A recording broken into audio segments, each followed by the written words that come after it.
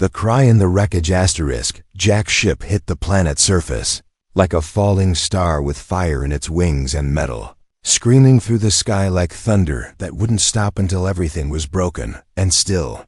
His seatbelts held tight, but the cabin spun and cracked, and the lights died as soon as the ship slammed into the snowy ground. Everything turned white and then black and then silent, like the planet had swallowed his voice too. When Jack woke up, the cold air burned his skin, and there was smoke rising from the wreck. He coughed hard and tried to sit up. His hands were shaking, but he managed to push the door open. Outside was snow and broken trees and long hills of ruined stone. The sky above him was thick with gray clouds and ash from the crash. His legs ached, but he could move. He needed shelter before night fell. He grabbed his emergency pack and limped away from the wreck. The wind howled around him like wolves in the dark. After walking for almost an hour, he reached a half-buried structure. It looked like part of a city once, but now only bones of steel and cracked walls remained. Jack crawled into the ruin, hoping to find a corner to rest. That's when he heard it, the sound of crying. It wasn't the wind. It wasn't a machine. It was the soft, broken voice of a child, crying in short, sharp sobs. Jack froze. He looked around the shadows, heart beating fast. Slowly he followed the sound, stepping over fallen beams and shattered glass. Behind an old metal slab he found her. A small alien girl with pale purple skin and glowing eyes full of fear. Her tiny hands were wrapped around her knees as she tried to stay warm. She looked up and gasped when she saw him. Jack raised his hands to show he wasn't a threat. The girl backed away, her bare feet scraping the floor. She looked cold and scared and tired. Jack knelt down and opened his pack, showing her a heat stick and some food. She didn't speak at first. Her eyes stayed on his face like she was searching for something. "My name is Jack," he said softly. "I won't hurt you." "Are you alone?" Her lip trembled and she whispered, "Please, please don't leave me here." Jack's heart clenched. He moved slowly and placed the heat stick on the floor near her.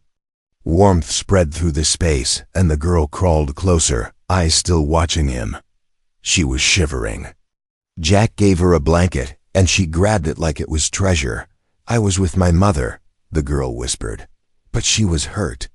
She told me to hide. I waited a long time." Jack swallowed. He could hear the sadness in her voice like it was carved into every word.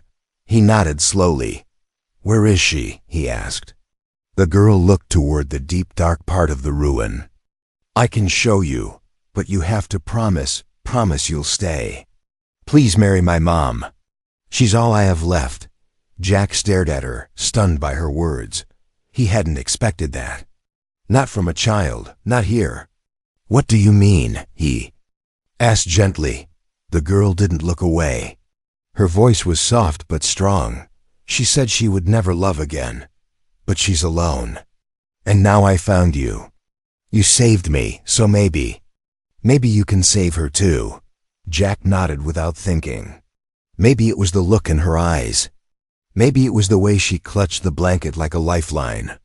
Or maybe he just couldn't stand to see another living soul abandoned in the ruins of a forgotten world.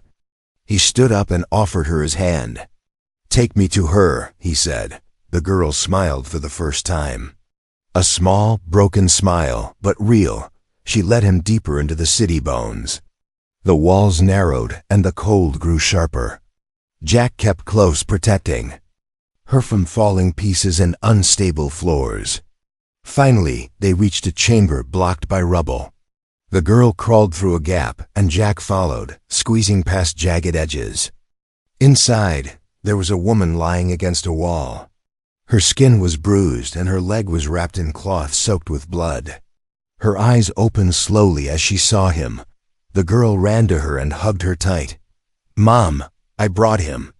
I brought the one," she said. The woman looked at Jack with sharp eyes full of pain and pride. She tried to sit up but gasped and leaned back. Jack didn't move. He waited. The woman's voice was low but strong. "You're human," she said. "Why are you here?" Jack replied. "Because your daughter asked me to come. And because no one should be left to die alone." The woman studied him for a long moment. Then she nodded slowly. "She's always been stubborn and brave. If she trusts you, I will not stop her." Jack knelt beside her and opened his pack again. He had medical gel bandages, water. He began to work quietly, his hands steady. The girl sat beside them, holding her mother's hand and watching Jack like he was already part of their world. Outside, the wind howled louder, but inside the ruin, for the first time in days, there was warmth and light and hope. Her mother, the warrior widow *. The woman's body was weak, but her spirit felt sharp like a blade hidden under snow. Even with a broken leg and pale skin, her eyes followed Jack's every move as if she were ready to strike if he gave her a reason. Jack had seen eyes like that before on soldiers who had survived too much and trusted too little. But this wasn't a battlefield anymore. This was a mother's last stand for her daughter. Jack placed the bandage on her leg with steady hands. She didn't flinch, didn't groan. She just stared at him in silence. The little girl sat beside her, holding her hand and humming something soft under her breath. Jack noticed how tightly the woman gripped her daughter's fingers. It was love made of steel, not softness. The kind born in war and shaped by pain. "My name is Jack," he said, trying again. The woman didn't answer right away. Her lips were dry and cracked. Jack offered her a small bottle of water. She hesitated, then took it with her free hand. After a long sip, she finally spoke. "Sarah," she said. "My name is Sarah, and she glanced at the girl, "is Naira. She chose you." "I didn't," Jack nodded slowly. "She's brave. She found me in the wreckage. I would have frozen if I didn't find this shelter." Sarah's eyes narrowed. "You're human. Why are you here on this dead world?" Jack looked around the crumbling chamber. "My ship crashed. Bad luck, I guess." "Maybe not bad for her, though." Naira smiled brightly and leaned her head on her mother's arm. "I told you, Mom, he's kind. He helped me without asking for anything, and he brought fire." Sarah looked at the heat stick still glowing near them. She sighed. "One good deed doesn't mean trust. Humans and our kind, our histories are soaked in betrayal." Jack understood. He'd seen what war did. He'd lost his own family when cities burned and governments crumbled. He didn't blame her for the cold wall she had around her words. He reached into his pack and placed a nutrient bar beside her. "I'm not here to hurt you," he said. "I just want to help. Your daughter saved me. I owe her." Sarah stared at him for a long time. Her breathing was slower now. Jack could tell the bleeding had slowed, but she needed real care. She couldn't walk like this. "You can stay the night," she finally said. "After that, we decide." Jack nodded. "Fair enough." He moved toward the corner of the room and started to clean space for a fire pit, using broken metal as wind blockers. That night, the wind howled like it wanted to tear the planet open.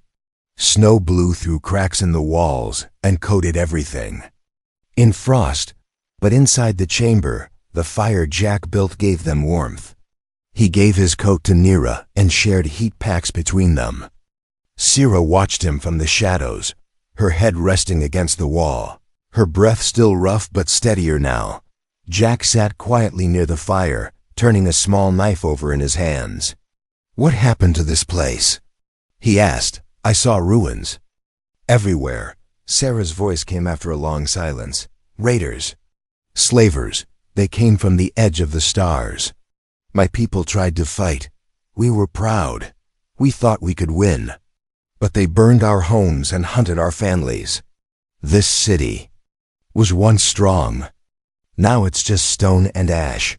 Naira looked down, her small fingers playing with Jack's coat sleeve. "They took my father," she said softly. "He was a warrior, like my mom. I remember his voice. He told me to be brave. Jack placed his hand over hers. You were very brave. You saved me. You led me here. That's what heroes do. Nira smiled again, and even Sira seemed to soften for a moment. After the meal, Jack offered Sira a warm wrap from his pack. She took it this time. We'll move before morning, she said. If you really want to help, prove it. We can't. Stay here. They'll return. Raiders always return. Jack nodded. I'll get us somewhere safe. He didn't say it for show. He meant every word. Not because she asked, but because a child had trusted him first. As night deepened, Nira curled up beside her mother and pulled Jack's coat over her shoulders. Jack stayed awake, listening to the wind, the distant groans of old metal shifting under snow, and the soft breathing of the two lives he had to protect now. He'd come to this world alone. Now he wasn't sure he'd leave it that way. Sira opened one eye before sleep pulled her down. If you break her heart, I will break you, she said with a tired smirk.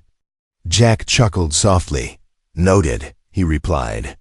Then he turned back to the fire, feeding it one small stick at a time like it was the only light left in the galaxy. The story of the lost colony * morning came with heavy snow falling from the gray sky like soft ash. The ruins looked like a silent graveyard under the white cover. Jack packed the few supplies he had while Nira helped fold blankets. Sira sat against the wall, wrapping her injured leg with the last clean bandage. Her face showed pain but no weakness. She looked like someone who had faced death many times and still refused to bow. We need to move before the next storm traps us, Jack said. There's a ridge up north. It might have higher ground and cover. Sira nodded slowly. That place is called Vorith's Spine. My people once had a tower there. We can go, but I'll need help walking. Jack didn't hesitate. I'll carry you if I have to. Sira raised an eyebrow at him, surprised. You speak with fire, human. You don't look strong enough. Jack smirked. Then let's test it. Nira giggled and handed her mother a carved stick from the rubble. It's your warrior cane now, she said with a proud smile. For the first time, Sira laughed a quiet, short laugh, but real. They stepped into the cold world together. Jack walked beside Sira, steadying her when she stumbled. Nira ran ahead, her small boots crunching in the snow. Around them, the bones of buildings reached into the sky like broken fingers. The silence felt heavy, filled with the ghosts of what once was. Jack could feel the history in every cracked wall and twisted metal beam. After some time, they stopped near a large fallen statue covered in frost. Sira rested against the stone and closed her eyes for a moment. Jack sat beside her while Nira played in the snow nearby. Tell me, he said gently, what happened to your people, to this city? Sira opened her eyes and stared at the ruined skyline. We were the Corellan, she said. Proud, strong, we lived in harmony with the mountain and the stars. Our warriors protected trade routes. Our children learned science and spirit. Then came the raiders. They weren't like you. They weren't human. They were machines and flesh. They came for slaves and power. We fought. We lost. Jack listened in silence as she spoke. They tore down our towers, burned our gardens, took our elders. My mate, Doreen, stayed behind to buy us time. He never made it out. I took Nira and ran. We hid in the cold ruins while the rest of the world burned above us. That was a year ago. No rescue, no help. Just silence and snow, Nira. Came back with a handful of glowing frost flowers. For you, she said, handing one to Jack and one to her mother. They say these flowers grow only where blood was spilled to protect family. Sira took the flower with gentle fingers. Durin's favorite, she whispered. Jack looked at the strange purple petals, feeling the weight of her words. I'm sorry, Jack said. I lost people too, in the war back home. I thought the galaxy would be safer when it ended, but it just made more shadows for monsters to hide in. Sierra looked at him again, her eyes softer now. Maybe the galaxy doesn't need heroes anymore. Just people who refuse to leave others behind. They continued their journey uphill. The wind picked up, and the snow thickened. Jack took Sierra's arm to support her steps while Naira walked behind them, leaving 3 sets of footprints in the snow. As they moved, Jack told stories to keep spirits up tales of earth, of oceans and trees taller than towers. Naira listened with wide eyes. Sierra, though quiet, seemed to enjoy the sound of a voice that didn't bring pain. Near the ridge, they found a half-collapsed transport station. It had walls and a roof, just enough to shield them from the storm. Inside, there were frozen crates and an old signal tower buried in ice. Jack cleared the floor and started a fire while Naira searched for clean snow to melt for water. Sierra sat near the flames and watched Jack move like he belonged here. "You've done all this without asking for reward," she said. "Why?" Jack shrugged. "Because someone once saved me the same way. I was a kid, lost. A stranger gave me food and a coat. That day changed my life. Maybe it's time I pass it on." Sierra stared at the fire. "Naira deserves better than a broken warrior. And a dying planet. I want her to live, to hope. But I don't know how to do that anymore." Jack sat beside her and placed a hand over hers. "Then let her lead us. She already saved both of us once. Let's follow her this time." That night, while snow piled high outside, Naira curled between them and whispered, "We're not alone anymore." Her voice was full of warmth that melted something inside both Jack and Sierra. They didn't speak, but their silence was not empty. It was full of quiet understanding. Above them, the old signal tower blinked once its first spark of light in a long-forgotten world. Enemies in the snow asterisk. The wind outside roared like a beast too big to see. The walls of the broken transport station creaked, but the fire inside kept them warm. Jack stayed awake while the others slept. He couldn't let his guard down, not here. His eyes moved from the fire to the door, then to the old signal tower blinking once every few minutes, like it was breathing slowly in the dark. Morning came without sunshine, just gray skies and thick mist. Jack stepped outside to scout the area, leaving Sierra and Naira sleeping close to each other. He moved carefully, watching for fresh prints or signs of movement. At the edge of the clearing, near a frozen transport rail, he found something that made his blood freeze. Footprints fresh and deep, far too big for any of them. They were not alone anymore. Jack crouched and touched the print. Boots, heavy armor, the kind worn by raiders. He looked up and saw broken branches. Someone had moved through fast and quiet. They were being tracked. He stood quickly and ran back toward the shelter. Sierra was already awake when Jack arrived. She could read his face before he said a word. "They're here, aren't they?" Jack nodded and grabbed his bag. "At least one scout. Could be more. We have to be ready." Naira clutched her mother's arm tightly, her eyes wide and scared. "But we just found safety. I don't want to run again." "We're not running," Jack said firmly. "Not this time. We make a stand here." He looked at Sierra. "Can you fight?" Sierra pulled her leg out from the blanket and slowly stood. Her limp was worse today, but her hands were steady. "I'm Corellan. I was born to fight." Jack smiled. That's all I needed to hear. They searched the building for anything useful. Jack found rusted tools, metal rods, and power cells that still held a little charge. Sierra broke off parts of a crate and turned them into a sharp-edged club. Naira, though scared, helped tie wires and stack crates near the door as makeshift cover. They turned the station into a trap, simple but dangerous. By noon, the wind stopped. It was too quiet now. Jack stood near the door, waiting. Then he saw him, a tall figure walking slowly through the mist. Black armor, red eyes behind a mask. and a long blade across his back. Jack motioned to Sira, who hid behind a wall with her weapon raised. Nira held her breath, crouched in a corner behind stacked crates. The raider entered like he owned the place. His voice echoed, cold and cruel. "You're hiding a Corellan female. We saw her. Hand her over, and we'll let the child live." Jack stepped out, holding a metal bar. "She's not going anywhere, and if you want the child, you'll have to get through me." The raider tilted his head, amused. "You're human. You should know better than to die for aliens." Jack didn't wait. He charged, swinging fast. The raider blocked with his arm and knocked Jack back, but Sarah came from the side and struck him hard in the ribs. The raider growled and kicked. "Her down," Nira screamed, and the sound filled the station like a warning bell. Jack got back up, wiped blood from his lip, and slammed the bar into the raider's head with all his strength.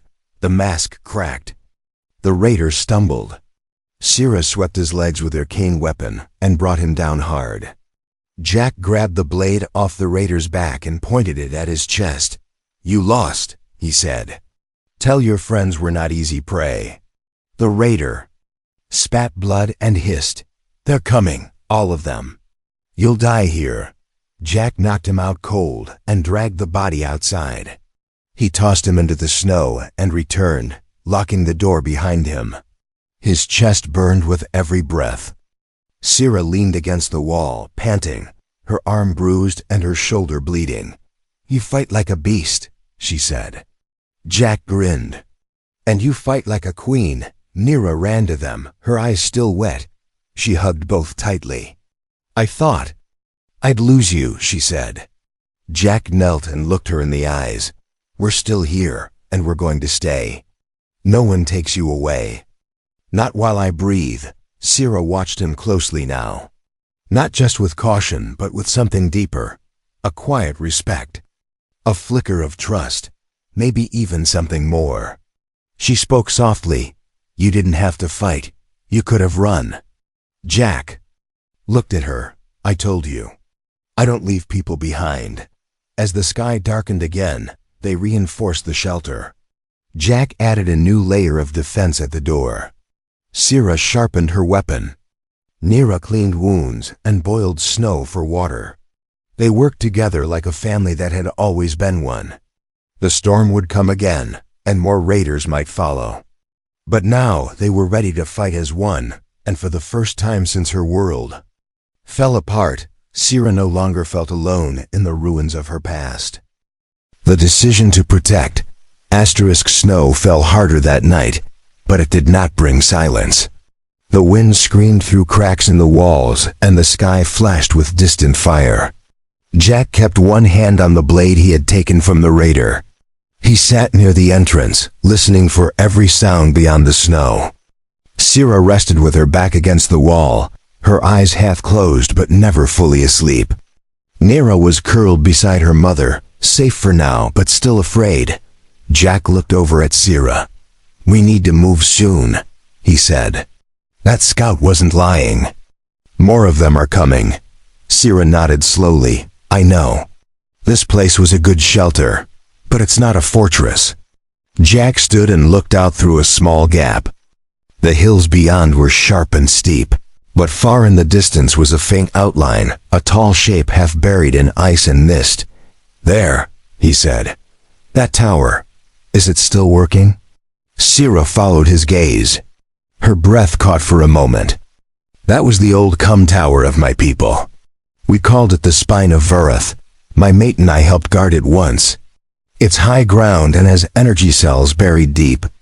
If it still stands, it could save us." Jack nodded.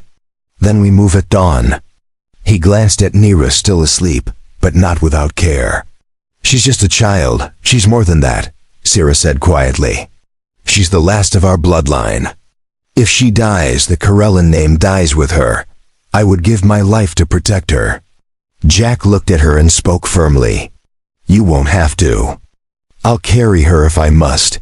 I gave her my word. And I don't break promises." By first light, the fire was out and the shelter packed. Jack fashioned a sled from a broken door and used thick wire to shape runners. He wrapped blankets around Nira, who still clutched her frost flower from days ago.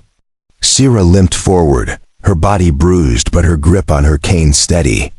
Jack helped her onto the sled too when she could no longer walk. The path ahead was steep and frozen, but he pulled them both without stopping.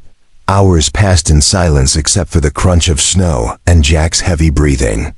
His legs ached, his hands numb, but he didn't let go of the sled. Every time he looked back, Nira smiled at him, eyes full of trust. That gave him more strength than any fire ever could. Sira watched in silence, something deep stirring in her chest, something she hadn't felt in years. As they climbed higher, shadows moved. In the distance, Jack stopped, scanning the ridge. 2 raiders, scouting the same path. He dropped flat and pulled the sled behind a large stone. Sira gripped her weapon. Nira stayed still, holding her breath. Jack waited as the raiders passed, their boots thudding through the snow. When the path was clear, he stood again and moved faster. By late afternoon, they reached the tower. It was tall but broken, with deep cracks and vines wrapped around its legs. Still, it stood. Jack helped Sira up and led them inside. The air was warmer here, sealed tight by ancient doors. He lit a torch and explored. Old tech lined the walls. Sira placed a hand on the main console. "This was ours," she said softly. "My people built this to call the stars." Maybe it still can. Jack found a power node deep in the wall. He connected his own backup cell to it. Lights flickered, then blinked fully on. The tower hummed with old life returning. A small screen glowed and a faint signal pulsed out. "It works," Jack said. "We can call for help. We just need someone to hear us." Sira nodded. "Then we wait. And we protect this place. No matter what." They sealed the entrance with metal panels. Jack set traps near the outer edges. Nira helped stack gear and even learned how to use the radio. Sira, though wounded, stood like a shadow at the main gate, her cane ready like a spear. They were not a rescue team. Not an army, but they were survivors. And they had something stronger than weapons, now hope. That night, Jack cooked the last of their rations. He gave his portion to Nira and watched her eat with a smile. Sira saw him do it. She didn't speak, but later as the girl slept, she sat beside Jack. "You give too much," she said. "You'll burn yourself out." Jack looked at her and smiled. "She reminds me of someone I couldn't save. Maybe saving her is my second chance." Sira was silent for a moment. Then she spoke softly. "You've given her more than food or fire. You gave her laughter. She hasn't smiled this much in months." Jack looked down. "She gave me something too. A reason to stay alive." Sira touched his hand lightly. "You don't know what you've done for her. For me. If she chooses you, I will not stand in the way." The fire crackled between them. Jack didn't pull his hand away. He looked at Sira and said, "I didn't come here to be chosen. But now, I don't want to leave either." Sira leaned back, her eyes half closed. "Then maybe we've both found something we didn't know we needed." Outside, in the dark sky, the stars blinked over the tower. Somewhere out there, someone might hear the signal. But for now, 3 lives inside the spine of Vorith had become something more than survivors. They had become a family. Born from fire, snow, and a child's whispered plea. A new family in the snowstorm asterisk. Snow piled high against the tower as another storm rolled in from the north. The winds howled like a beast, searching for weakness in steel and bone. But inside the spine of Vorith, the fire still burned.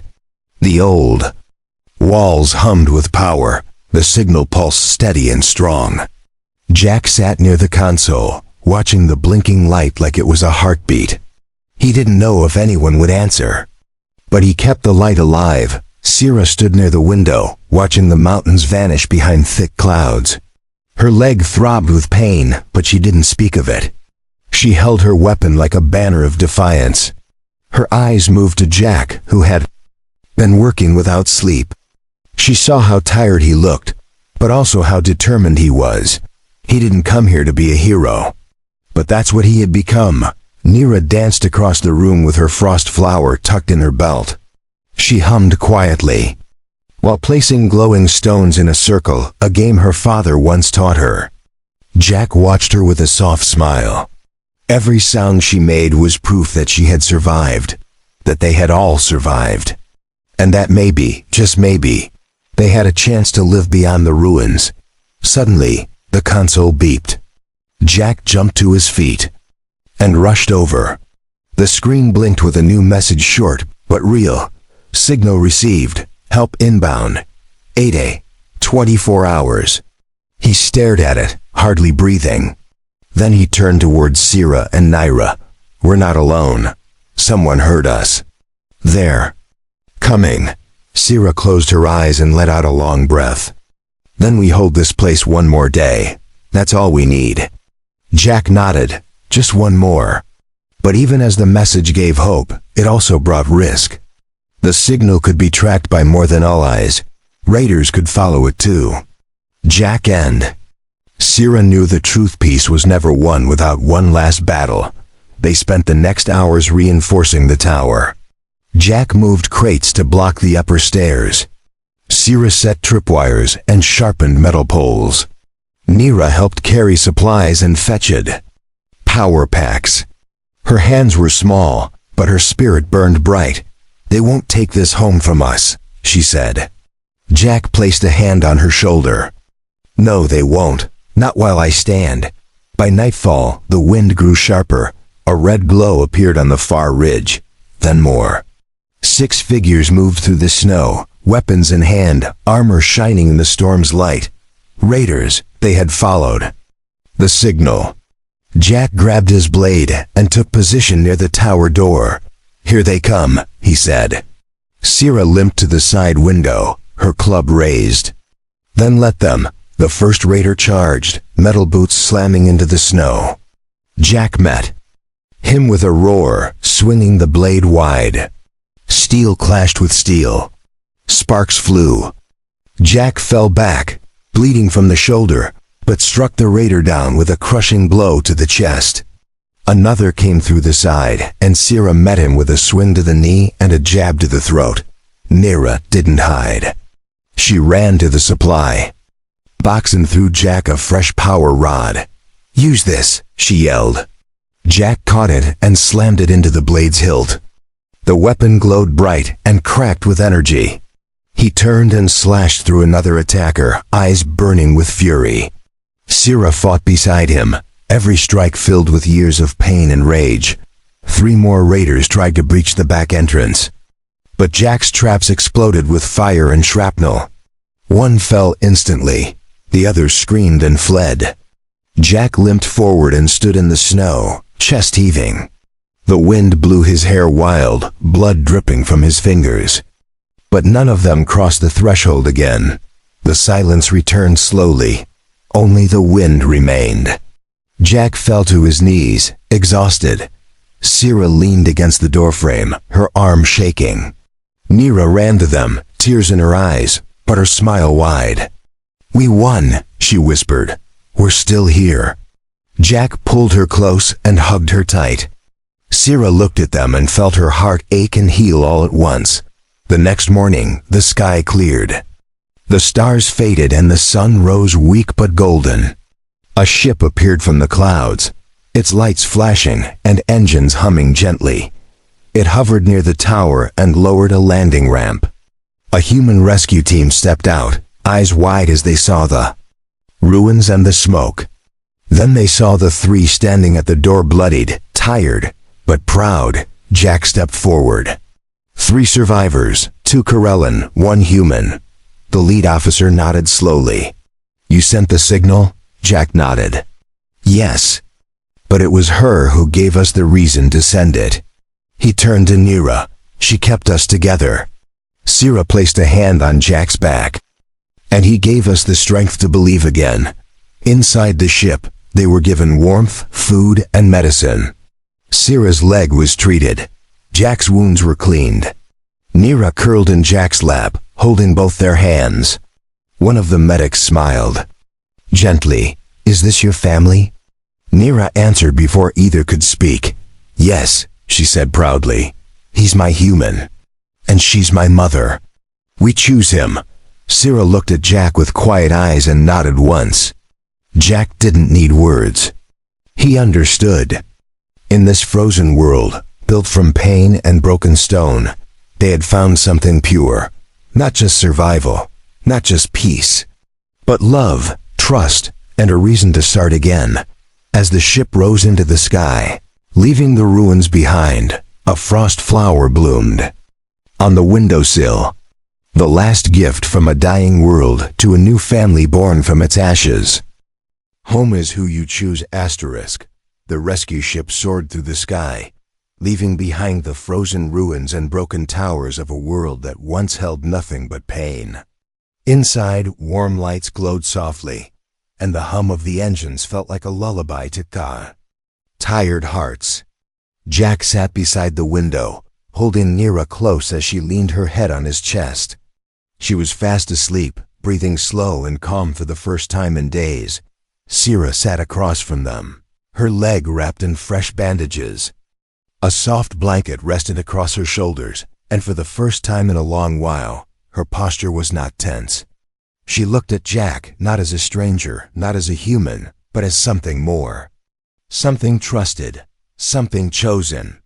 She had fought battles, buried friends, and lost the world she loved. But now she saw something new in his eyes. A future. The medics moved quietly around them, checking vitals and monitoring the ship's systems. They didn't ask too many questions. They didn't need to. One look at the scars, the burns, the bruises, they told the whole story. Survivors didn't need words to explain what they'd been through. They just needed rest and time and space to breathe again. Jack watched the stars outside blur into lines as the ship jumped into faster travel. Somewhere out there was a station, a new home, and maybe even a chance to begin again. He had never planned for this. He was just a wanderer, a pilot with no destination. But now he had a reason to land. A small hand resting in his, and a warrior's. Eyes watching him with quiet fire. Later, Nira woke up and looked around the cabin. "Are we safe now?" she asked softly. Jack smiled and nodded. "Yes. No more hiding. No more cold. Just light, warmth, and new skies." Nira hugged him tightly. "Thank you for staying," she whispered. Jack looked at Sira, who gave him a slow nod. "I'll always stay," he replied. At the station, the docking bay opened with a soft hiss. Lights bathed the interior in gold.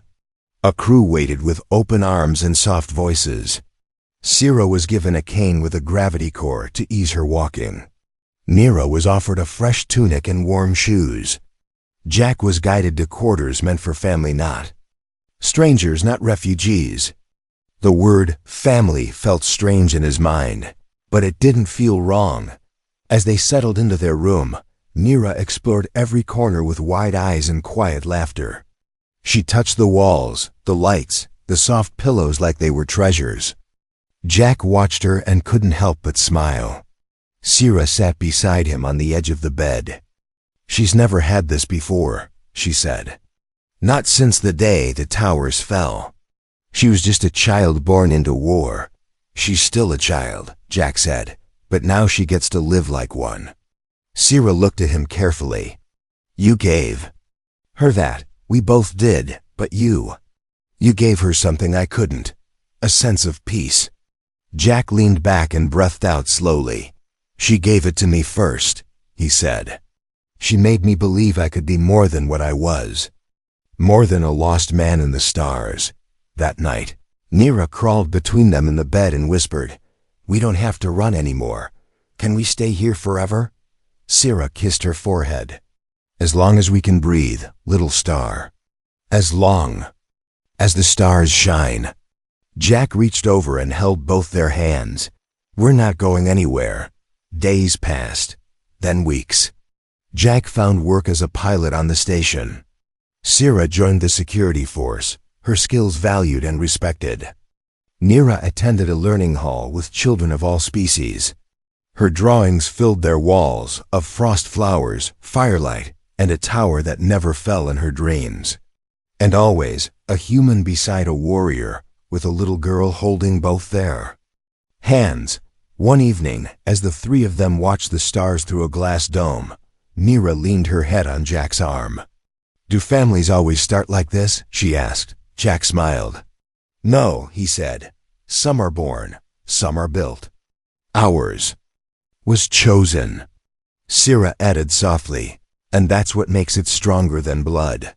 A small celebration was held for them 1 month after arrival. Not a wedding, not a ceremony with rules. Just a quiet gathering where neighbors shared food and Nira spoke with shining eyes. "He's not just my protector," she said. "He's my home. And I asked him to marry my mom because I didn't want to lose either of them." Jack stood there, heart thudding, unsure what to say. But Sira stepped forward and placed a hand on his cheek. "She made a wish," she said, "and you answered it. So now I ask, will you stay not just for her, but for me too?" Jack smiled, eyes shining. "Yes, for both of you. Always." That night, under the stars, the human, the warrior, and the child stood as one. Not broken, not running, but whole. A family knot. Bound by blood, but by love, survival, and a promise kept in the snow.